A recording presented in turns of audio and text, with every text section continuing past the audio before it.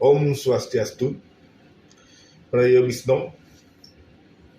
Belakangan ini kembali marak muncul ide atau usul yang ingin menjadikan Presiden Jokowi menjabat 3 periode atau Jokowi 3 periode.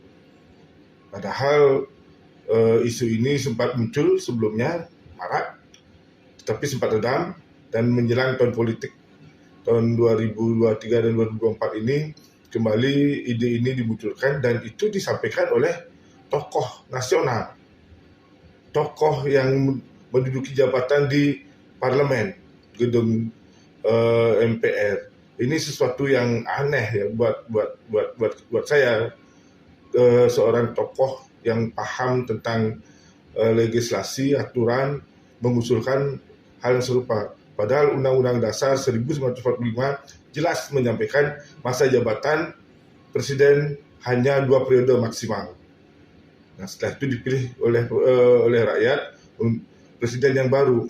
Tetapi harus kita akui karena memang kinerja Presiden Jokowi ini bagus, sehingga muncul ide untuk memberikan masa jabatan yang lebih kepada Jokowi. Tetapi sebagai bangsa yang menganut demokrasi dan taat aturan, hal ini sebetulnya tidak bisa dilakukan oleh bangsa Indonesia kecuali dengan mengamandemen Undang-Undang Dasar 1945. Dan mengamandemen undang-undang ini tidak mudah, perlu proses yang panjang, tidak bisa instan begitu. Makanya kemudian diusulkan pemilu yang diundur. Ini yang menjadi pertanyaan saya sebagai kaum intelektual, kenapa hal-hal yang begini diusulkan oleh tokoh-tokoh nasional yang menjabat, yang saya anggap memiliki intelektual yang lebih tinggi di atas rata-rata masyarakat umumnya. Nah, Presiden sebelum Jokowi, Soeharto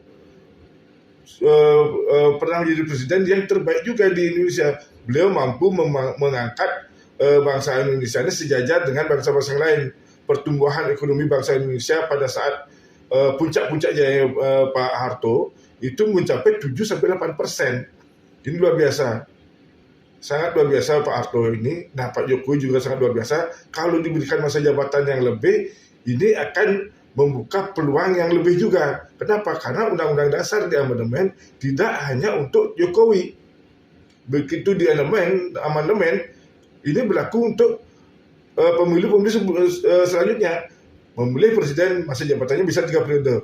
Nah, ketika kita tidak puas dengan masa jabatan presiden yang pengganti Jokowi, dia akan mampu menjabat sampai 3 periode, dipilih oleh rakyat, walaupun dipilih oleh rakyat 3 periode. Ini yang harus kita waspadai. Undang-undang sudah jelas mengatakan 2 periode. Kita sebagai anak bangsa, mari kita taat aturan, dan tugas partai politik adalah rekrutmen politik, kemudian pendidikan politik, baru merebut jabatan politik. Jadi tugas partai politiklah yang menciptakan pemimpin-pemimpin, baik itu di eksekutif maupun di legislatif. Ini harus dilakukan oleh partai politik, bukan mengusulkan masa jabatan presiden atau apapun itu sampai melebihi batas aturan yang berlaku, regulasi yang berlaku. Mari kita taat aturan, kita ikuti aturan. Tugas partai politik adalah menciptakan pemimpin-pemimpin. Ini kenapa kita harus waspada. Lord Acton mengatakan bahwa power tend to corrupt. Absolutely power, corrupt absolutely.